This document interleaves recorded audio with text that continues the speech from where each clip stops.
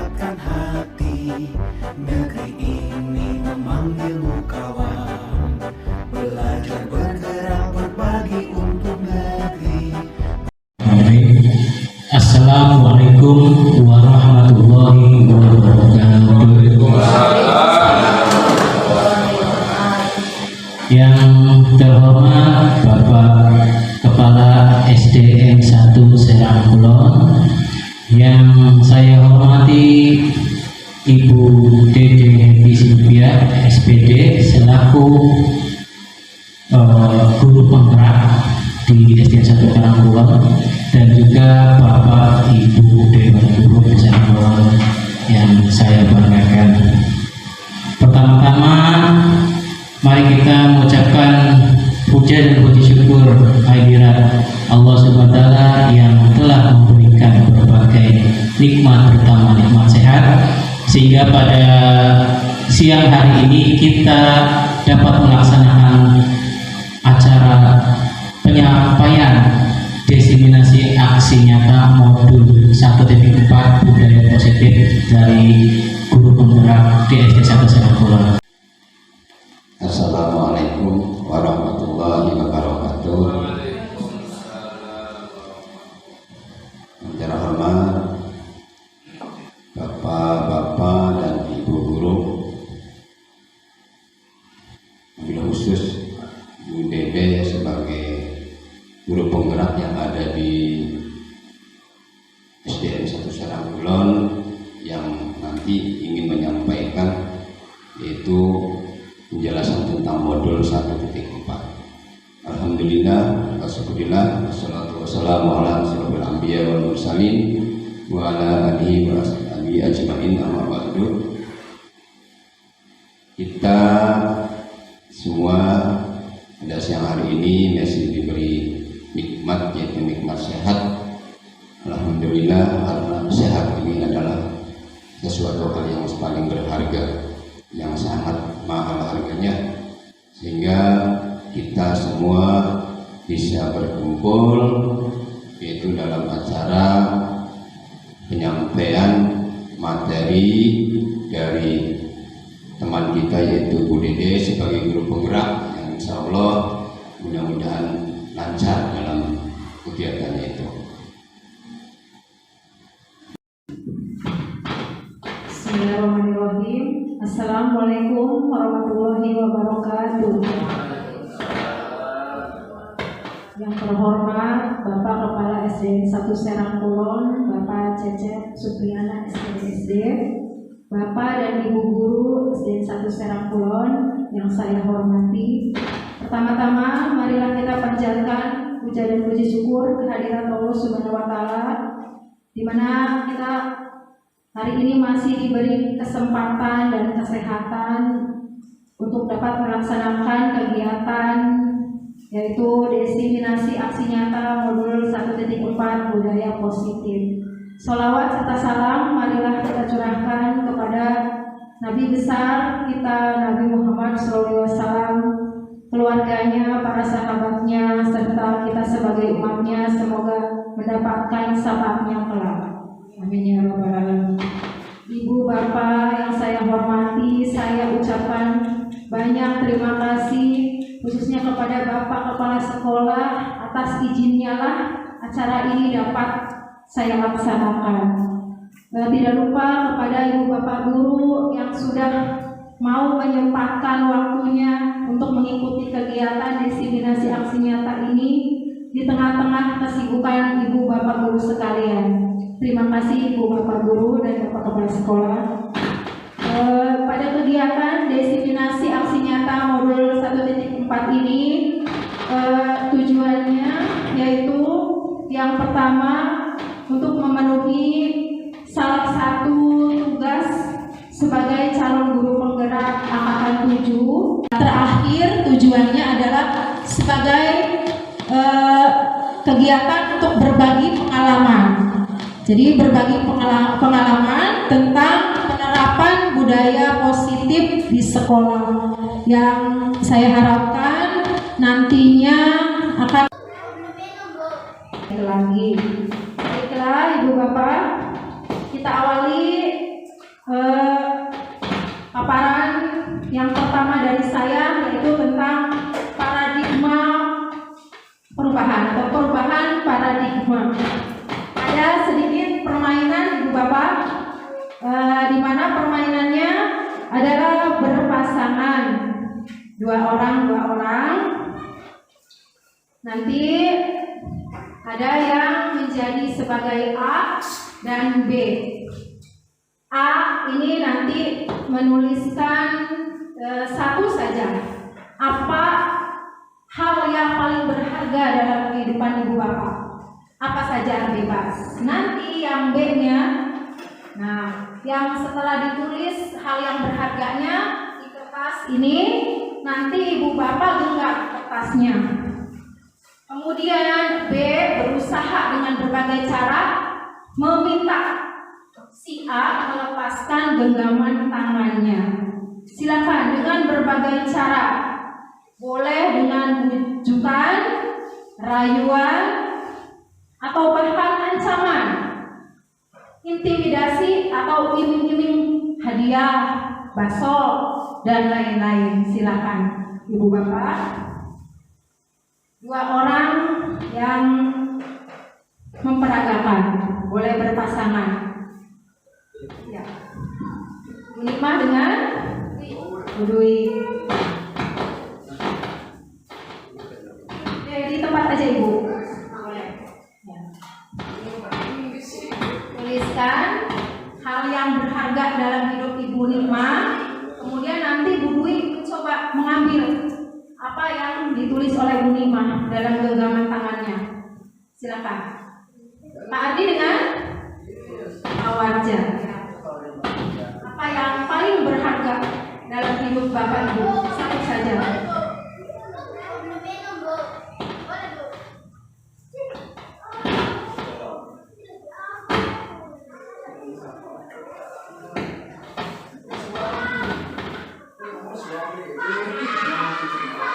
Satu saja. Yang menulis dan menggenggam satu, yang mencoba membuka genggaman satu orang.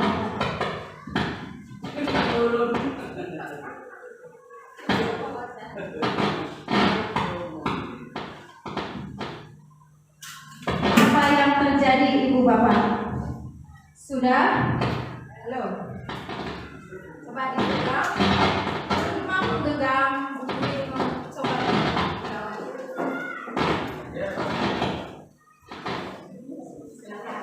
Boleh berdiri, boleh. Mulai, boleh, silakan. Dengan rayuan rupanya Bu Dwi mencoba untuk membuka genggaman dari Bu Nikmah.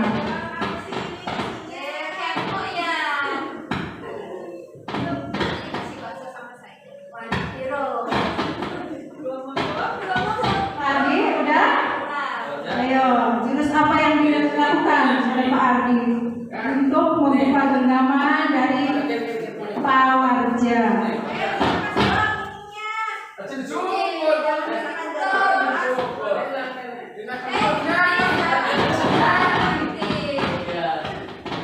Ayo kalau bisa buka. Ada? Dapat? Nah, apa yang terjadi? Bu Bapak silakan boleh duduk lagi. Coba dulu ya. Ayo coba dulu.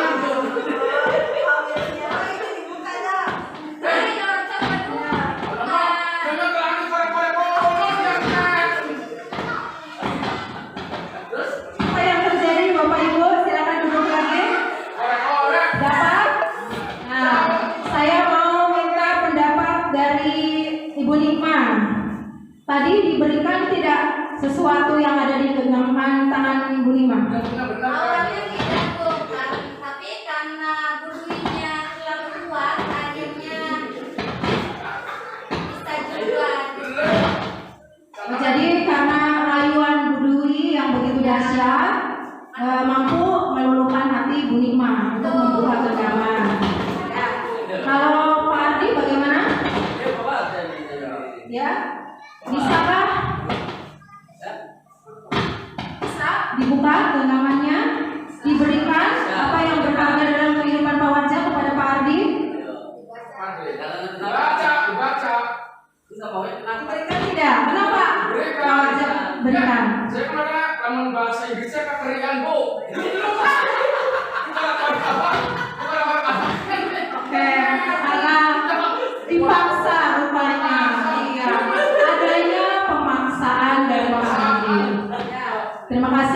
Bapak Ibu guru.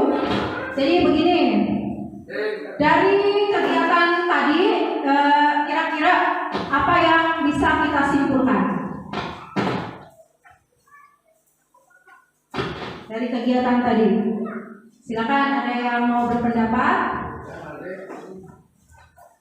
Adi. Saya Bu, Ya, Bu Nima silakan Bu. dengan kata-kata yang baik dan rayuan Bu Dwi akhirnya dapat mengeluhkan hati saya. Apalagi nanti kalau dilakukan sama siswa pasti akan mengenang. Ya, terima kasih jawabannya Bu Nikma. Pak Nono mungkin mau menambahkan? Bapak Kepala Sekolah? Mungkin apa namanya tadi yang dari Pak Raja dan Bu Nikma yang tadi bisa dari kembangan itu mungkin dari rayuan ya bisa untuk ini kan diterapkan nanti di siswa itu yang sesungguhnya itu bisa Terima kasih Pak. Ya, jadi begini Bapak Ibu. Jadi sesuatu hal yang kita lakukan itu berdasarkan dari kontrol yang ada pada diri kita sendiri. Kita berbuat sesuatu itu bagaimana diri kita sendiri yang mengaturnya, yang mengontrolnya. Kita mau atau tidak, kita yang menentukan. Ya, ada yang walau kayu diiming-iming, diancam, kalau tidak tetap pasti tidak akan memberikan apa yang sudah menjadi miliknya. Tetapi ada juga yang dulu karena begitu dahsyatnya rayuannya, ancaman yang begitu kuat, namun pada dasarnya bahwa kita sendirilah yang akan mengontrol diri kita sendiri untuk melakukan segala sesuatu tindakan. Jadi orang lain itu tidak dapat mempengaruhinya. Nah, di sini Dr. William Glasser dalam kontrol teori mengemukakan teorinya tentang makna kontrol, bahwa ada ilusi guru mengontrol murid. Berikutnya saya mau bertanya sedikit ya Bapak Ibu, siapa mungkin yang bisa menyebutkan apa makna dari disiplin atau disiplin positif? Silakan. Oke, mungkin silakan Bu. Disiplin itu adalah taat pada aturan, mengerjakan sesuatu Betul. pada tepat waktu, Ya, tertib, ya betul itu. patuh. Ya, terima kasih Bu Dwi. Ya, jawabannya sangat tepat sekali Bu Dwi. Terima kasih. Ada lagi yang mau berpendapat? Pak Ardi mungkin? Ya, betul Ibu Bapak Guru. Bahwa disiplin itu bisa kita artikan sebagai ketaatan, kepatuhan, taat pada aturan, patuh pada aturan, tepat waktu, betul sekali. Disiplin ini berasal dari kata Latin disiplin yang artinya belajar. Kata disiplin juga sering dihubungkan dengan hukuman, padahal itu sungguh berbeda. Karena belajar tentang disiplin positif tidak harus dengan memberi hukuman, tetapi justru itu adalah salah satu alternatif terakhir dan kalau perlu tidak digunakan sama sekali. Kemudian dalam budaya kita, makna kata disiplin dimaknai sebagai sesuatu yang dilakukan seseorang pada orang lain untuk mendapatkan kepatuhan. Kita cenderung menghubungkan kata disiplin dengan ketidaknyamanan. Contohnya bagaimana? Ibu Bapak ada yang tahu? Contohnya kalau kita masuk ke bank, kita wajib pakai apa? Masker. Kita kadang-kadang tidak nyaman, kita nggak bawa masker, kita lupa, tapi itu harus dilakukan. itu mungkin membuat seseorang merasa tidak nyaman. Masuk pukul 7 harus tepat sudah ada. Nah, bagi anak yang malas mungkin pukul 7 itu terlalu buru-buru berangkatnya, tidak nyaman. Tetapi sesungguhnya itu harus sudah tertanam dalam dirinya bahwa setiap anak harus berangkat pukul 7 sudah di sekolah.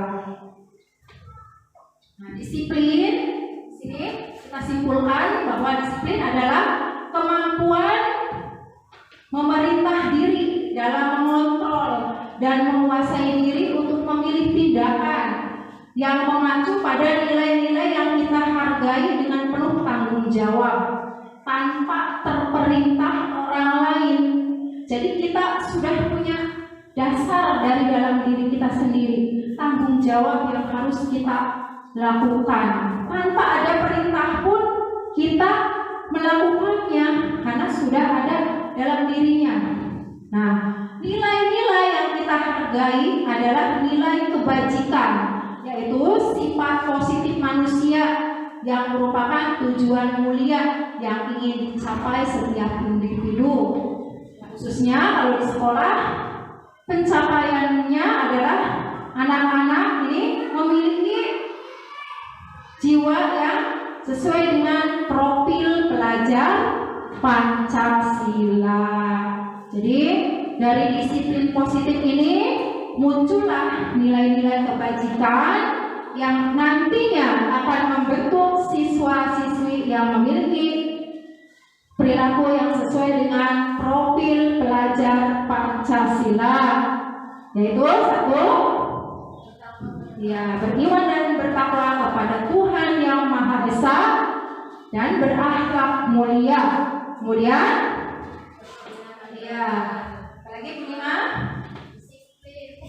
kritis, ya, bernalar kritis, gotong royong, mandiri dan berkebinekaan global. Itu tujuan akhirnya dari disiplin positif. Jadi nantinya tidak perlu kita awasi juga, mereka sudah tertanam rasa kedisiplinannya.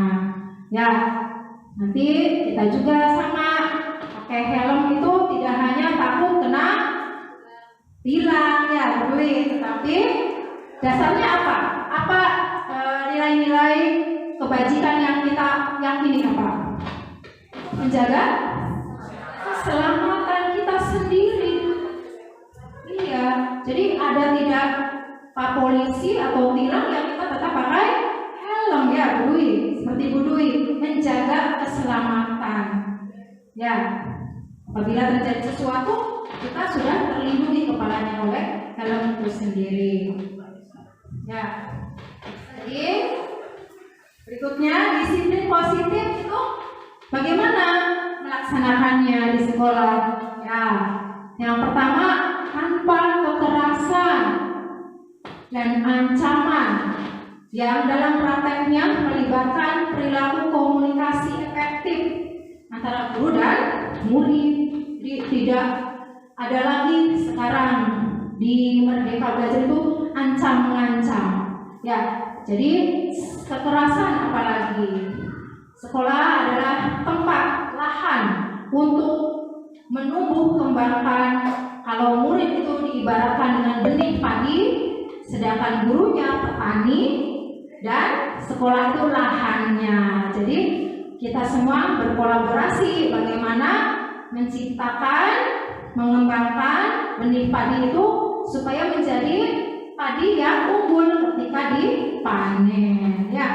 Nah, berikutnya penerapan disiplin positif ini mengajarkan murid untuk memahami konsekuensi perilaku yang mereka lakukan sehingga murid dapat menghormati diri sendiri dan bertanggung jawab terhadap lingkungan dan pribadinya masing-masing. Ini yang penting Ibu Bapak, bahwa tujuannya adalah agar mereka memiliki rasa tanggung jawab yang tertanam dalam dirinya sendiri. Tanpa ada pengaruh dari manapun, mereka sudah memiliki rasa tanggung jawab.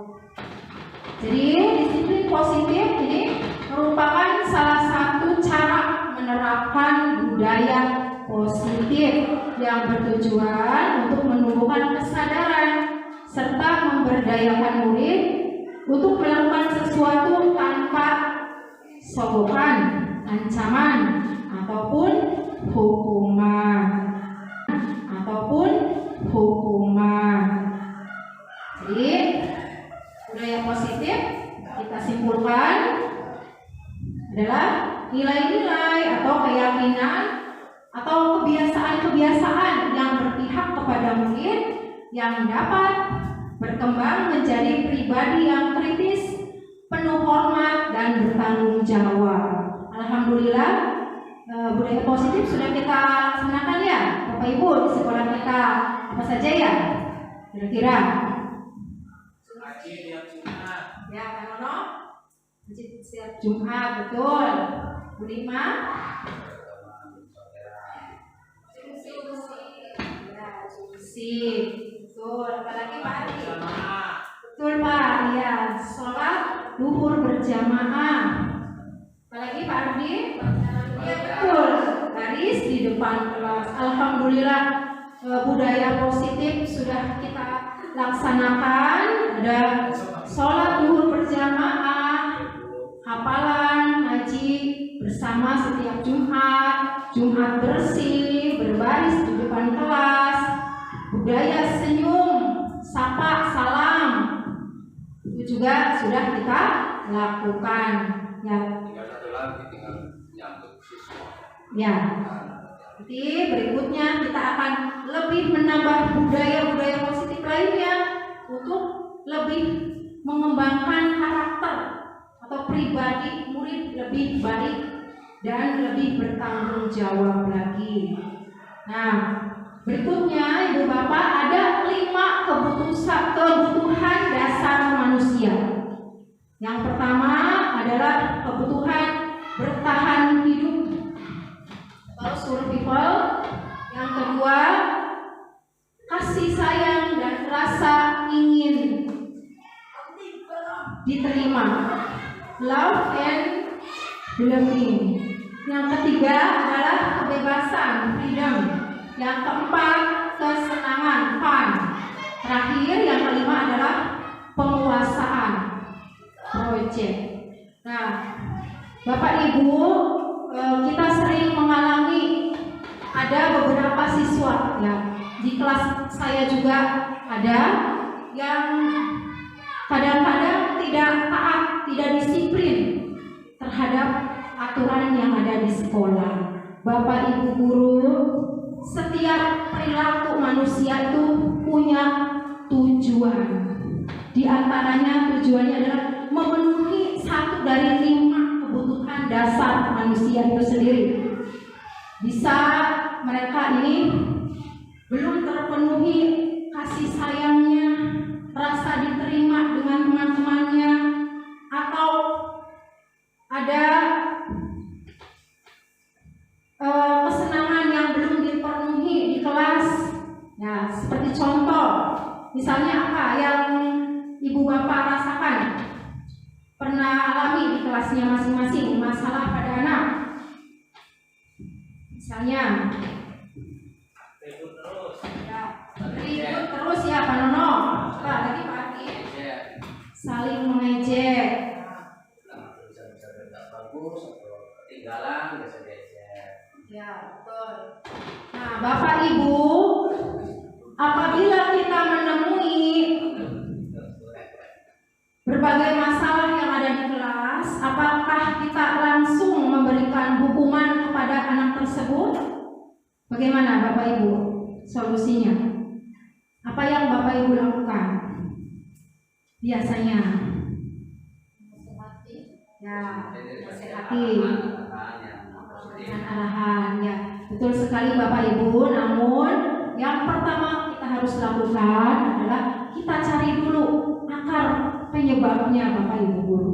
Ya, jadi segala tindakan manusia itu ada tujuannya. Bisa jadi yang tadi ribut aja mungkin dia butuh perhatian, butuh rasa diterima, mungkin kurang kasih sayang juga juga bisa. Ya, jadi kita harus telusuri dulu yang pertama faktor penyebabnya, baru kita cari solusinya. Faktor penyebabnya dicari dengan apa? Dengan cara ditanya, boleh, anaknya kenapa kamu melakukan itu? Atau kita observasi, kira-kira apa sih ini anak, kenapa kesiangan terus, kenapa bergurau terus, kenapa berantem terus?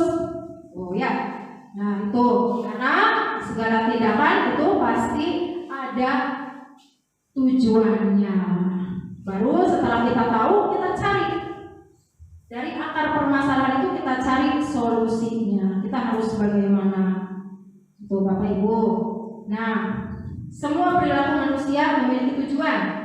Yang pertama, untuk menghindari ketidaknyamanan atau hukuman. Apa yang akan terjadi bila saya tidak melakukannya? Nah, jadi kalau kita langsung memberikan hukuman, itu termasuknya motivasinya ekstrinsik atau intrinsik. Kita menghadapi masalah, kemudian kita memberikan langsung hukuman. Termasuknya dalam motivasi ekstrinsik, karena kita patuhnya, kita disiplinnya, karena kita menghindari ketidaknyamanan atau hukuman, bukan dari diri sendiri. Yang kedua contohnya, kita mengiming-imingi anak. Nah, nanti yang paling pertama dapat imbalan 2.000. Nah, itu termasuknya apa? Yang seperti itu. Intrinsik apa ekstrinsik, Ibu Bapak? Iya, itu masih ekstrinsik karena itu bukan dari dirinya sendiri, masih karena sesuatu di luar, imbalan, hadiah, penghargaan dan lain-lain. Yang terakhir, kalau kita melakukannya atas dasar diri kita sendiri, untuk menghargai diri kita sendiri, kita melakukannya dari hati kita sendiri. Ya, itu motivasi intrinsik. Motivasi itu dorongan untuk melakukan sesuatu. Jadi kalau kita melakukannya dari diri sendiri, pasti tujuannya adalah menghargai diri kita sendiri. Nanti saya akan menjadi orang yang seperti apa bila melakukannya.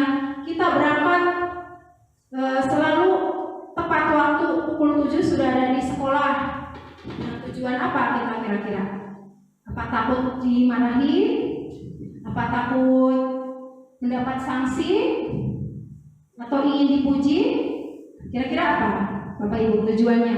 Datang ke sekolah tepat waktu kita untuk mengajar. Pasti dari dalam diri sendiri, karena kita menghargai diri kita sendiri sebagai seorang guru yang penuh dengan tanggung jawab. Kita mau menjadi guru yang bagaimana dilihat anak-anak? Guru yang tepat waktu, guru yang bisa menjadi teladan bagi anak-anak didik kita. Baiklah, selanjutnya perbedaan antara hukuman, konsekuensi, dan restitusi. Tadi ada hukuman, ada konsekuensi, ada juga restitusi. Apa bedanya, Bapak Ibu? Antara hukuman, konsekuensi, dan restitusi. Pernah ada yang tahu? Ada yang tahu Bapak Ibu? Apa itu hukuman, Bu Nima? Hukuman itu bersifat tidak langsung, tidak terencana. Ya. Kalau disiplin positif, Pak Nono? Atau konsekuensi? Disiplin positif itu konsekuensi, Pak. Apa itu, Pak? Konsekuensi berarti itu lahir dari diri sendiri, apa namanya, sebab akibat. Ya, betul ya. Terima kasih, Pak Nono. Berikutnya, ada yang mau berpendapat lagi? Ya, restitusi barangkali sudah mendengarnya. Kata restitusi. Ya, baik Bapak Ibu, terima kasih jawabannya memang betul.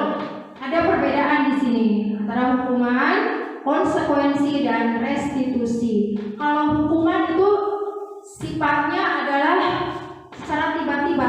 Anak terlambat push up 100 kali. Anak terlambat keliling keliling lapangan. Boleh seperti itu? Nah, tidak boleh Bapak Ibu. Jadi hukuman itu bersifat secara tiba-tiba, spontan kita lakukan tanpa ada kesepakatan terlebih dahulu. Ya, ujuk-ujuk tiba-tiba kita hukum kalau berbuat salah.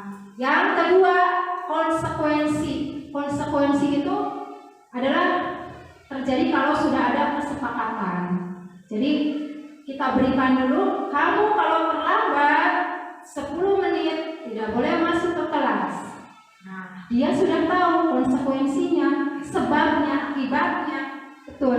Kalau tidak masuk nanti saya tidak boleh, kalau terlambat nanti saya tidak boleh masuk. Sudah tahu, sudah disepakati sebelumnya.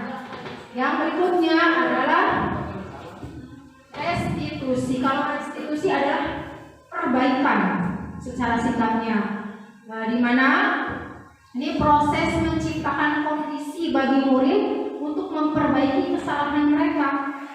Ya, apabila mereka salah, kita wajib memperbaikinya. Nah, sehingga mereka bisa kembali pada kelompoknya dengan karakter yang lebih baik lagi. Jadi kalau ada yang salah, kita perbaiki karakternya. Nah, dengan cara apa Bapak Ibu kita memperbaikinya? Nah, dengan cara ada di sini 5 posisi kontrol bagi guru. Nah, kira-kira yang pertama penghukum, yang kedua pembuat rasa bersalah, ketiga adalah sebagai teman, keempat sebagai pemantau, dan kelima sebagai manajer. Kira-kira menurut Bapak Ibu posisi kontrol yang mana yang tepat untuk kita gunakan di sekolah kita, di kelas? Sebagai teman, teman-teman ya. Bagus, Pak. Bu Nima, yang sering dilakukan di dalam kelas sebagai apa posisi Bu Nima? Sebagai teman dan manajer, Bu.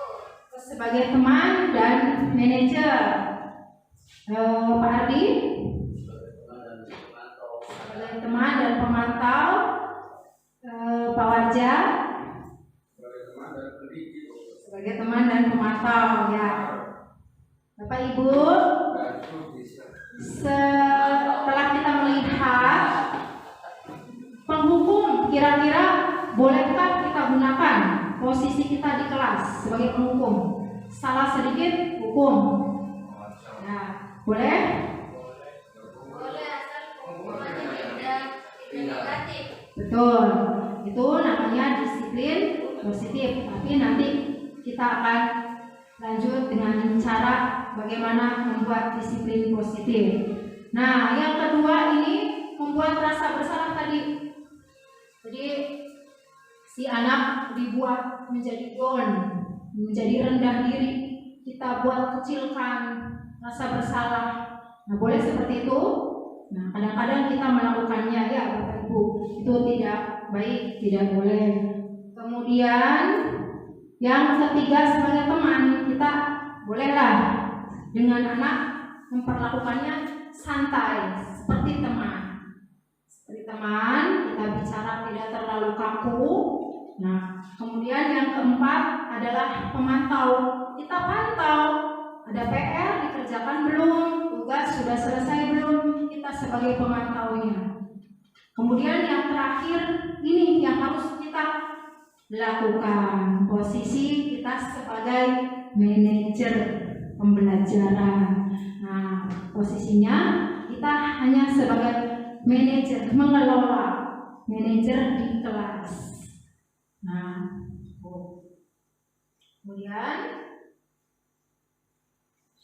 nah bagaimana tadi masuk ke bagaimana supaya mendisiplinkan anak tanpa ada hukuman?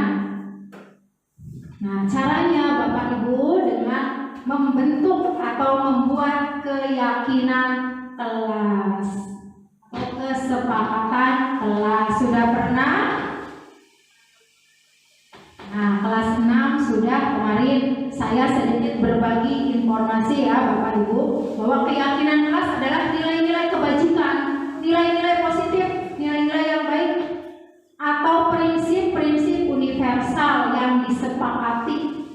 sama secara universal, lepas dari perbedaan agama, suku, negara, dan bangsa. Menurut Gosen, suatu keyakinan akan lebih memotivasi seseorang dari dalam dirinya atau dari intrinsiknya seseorang.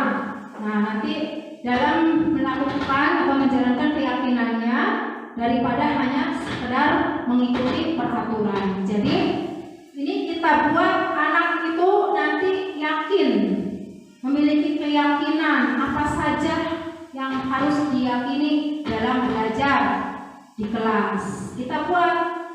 Nah, caranya bentuklah keyakinan kelas, Bapak Ibu. Caranya kita bersama anak. Jadi kita yang membimbing anak. Nanti boleh anak diberikan satu buah kertas. Nah, kira-kira apa sih yang boleh kita lakukan di kelas selama belajar dan yang tidak boleh dilakukan? Kita berikan kertasnya masing-masing. Nanti si anak juga pasti akan bisa menuliskan di sini, menyebutkan, tidak boleh ngobrol kalau belajar, tidak boleh makan. Nanti disepakati dari anak sendiri apa yang boleh, apa yang tidak. Tuliskan di sini. Nah, setiap anak menuliskan pada selembar kertas. Kemudian setelah semuanya menuliskan, minta anak menempelkannya satu persatu dalam papan tulis, misalnya di depan, tempelkan. Nah, setelah ditempelkan, kita lihat apa yang mereka inginkan, kesepakatan apa mereka yang dibutuhkan dalam kelas itu. Nah, pasti nanti jawabannya macam-macam seperti di kelas 6. Tidak boleh makan, tidak boleh ngobrol, tidak boleh telat, tidak boleh memakai sendal, lain-lain, banyak jawabannya. Kita lihat, terus kita buat kesepakatannya apa nih, berapa poin. Misalnya 10 poin saja, kita persingkat boleh. Yang pertama, pulang, datang, dan pulang tepat waktu. Dari berbagai macam jawaban mereka, ada yang tidak boleh telat, datang harus tepat waktu, kita simpulkan. Jadi kata yang singkat saja, datang dan pulang tepat waktu, satu. Kedua, mereka tadi udah menuliskan, gak boleh ngobrol, gak boleh makan, kita tuliskan kesimpulan aja. Belajar dengan disiplin misalnya, belajar dengan tertib. Tuh, 2. Selanjutnya, apalagi? Tulis lagi di situ sampai terbentuklah. Mereka sesudah itu suruh tanda tangan satu persatu. Itu artinya mereka sudah siap dengan konsekuensi apa yang sudah disepakati kalau melanggarnya. Tanda tangan semua. Nah, tadi yang sudah kita salin buat pada selembar kertas karton, kita tempelkan di kelas biar mereka membacanya sendiri, keyakinan apa yang sudah terbentuk di kelasnya. Nah, bagaimana Bu kalau misalnya tetap ada yang melanggar peraturan, melanggar disiplin positif yang sudah diyakini tidak boleh dilakukan? Caranya dengan segitiga restitusi, dengan perbaikan tadi. Nah, segitiga restitusi itu tahap perbaikan, memperbaiki kesalahan mereka sehingga mereka bisa kembali pada kelompok mereka dengan karakter yang lebih kuat. Nah, tahapannya Bapak Ibu ada 3. Yang pertama, menstabilkan identitas. Menstabilkan identitas itu, nah setelah anak misalnya nih ada yang telat datangnya, langsung ditegur di depan anak lain atau bagaimana? Biarkan dulu, kita panggil nanti. Ya, di luar jam pelajaran, misalnya istirahat, kita panggil yang telat tadi. Sini nak, ke kantor nanti istirahat, datang ke ibu ya. Ya.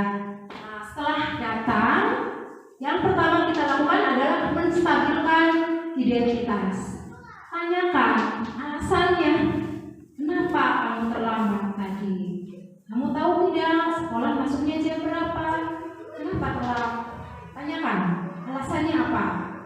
Nah, kemudian setelah itu boleh ibu bapak ucapkan, ya tidak apa-apa terlambat, karena itu hal yang manusiawi. Ibu juga pernah melakukannya, tetapi di sini kita mencari apa? Solusinya untuk supaya tidak lagi terlambat. Ditanya dulu alasannya. Nah, kalau sudah ditanya alasannya, distabilkan identitasnya dengan cara tidak apa-apa. Sekarang terlambat, besok tidak boleh. Diperbaiki, ya. Nah, dengan cara yang kedua lagi validasi tindakan yang salah. Ibu di sini tidak mencari kesalahan, tetapi ibu ingin memperbaiki, ingin mencari solusi. Bagaimana caranya supaya besok tidak telat lagi, tidak terlambat. Kalau misalnya anak alasannya misalnya apa Pak? Terlambat, main game, kemalaman, begadang. Nah, bagaimana caranya biar tidak terlambat? Nanti anak sendiri yang akan menjawab, mencari solusinya. Main game boleh tidak? Baik tidak main game, anak sekolah sampai malam. Itu mereka yang menjawab. Tidak baik. Nah, terus bagaimana solusinya? Saya tidak akan main game lagi. Atau yang kedua apa yang kamu lakukan nanti supaya tidak terlambat? Ya, pasti mereka sendiri yang akan mengungkapkan nanti caranya, misalnya dengan memasang alarm atau minta dibangunkan orang tua dan lain-lainnya. Dan yang ketiga, menanyakan keyakinan kelas.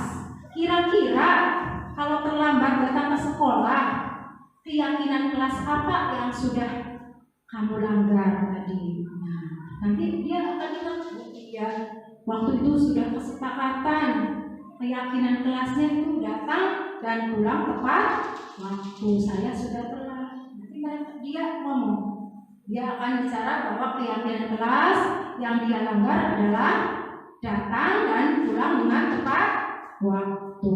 Itu yang harus diperbaiki, yang harus. Saya pernah sudah membuatnya di demonstrasi kontekstual ini tentang bagaimana menerapkan segitiga restitusi kepada anak kelas 6, di mana ada dua masalah yang timbul. Yang pertama, Widya datang telat. Nah, setelah sedang istirahat, ibu saya panggil, kita bicara dengan tahapan tadi, tahapan segitiga restitusi.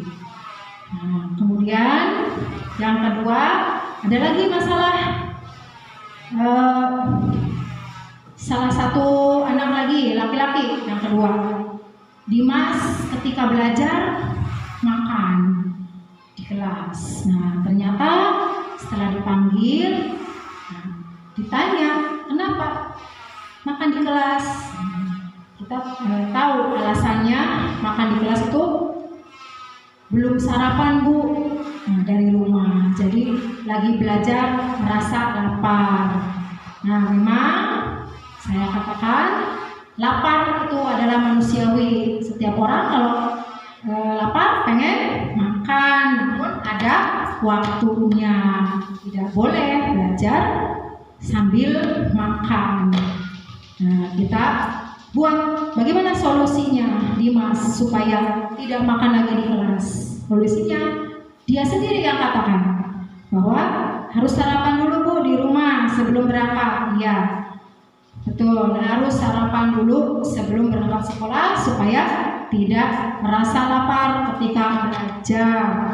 Nah, kemudian tanyakan keyakinan kelasnya, apa yang sudah dilanggar.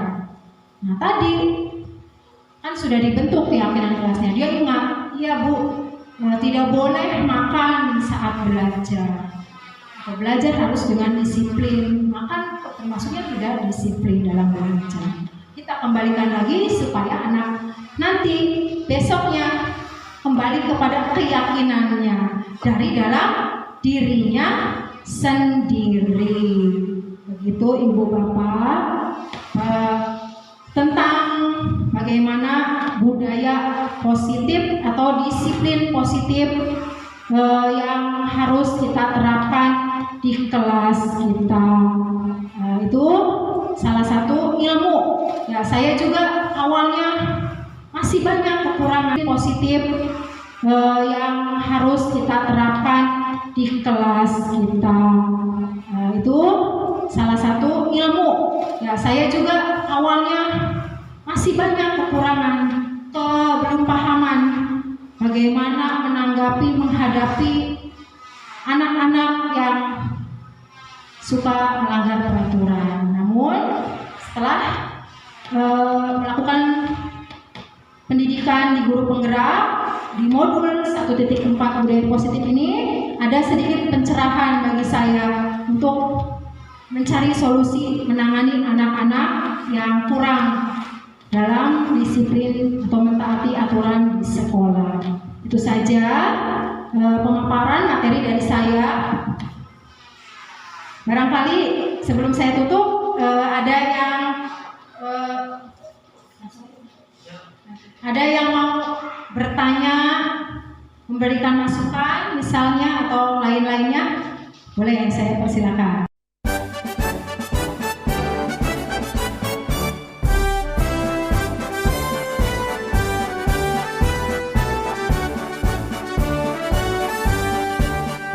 Bulatkan tekad, kuatkan hati, negeri ini memanggilmu kawan.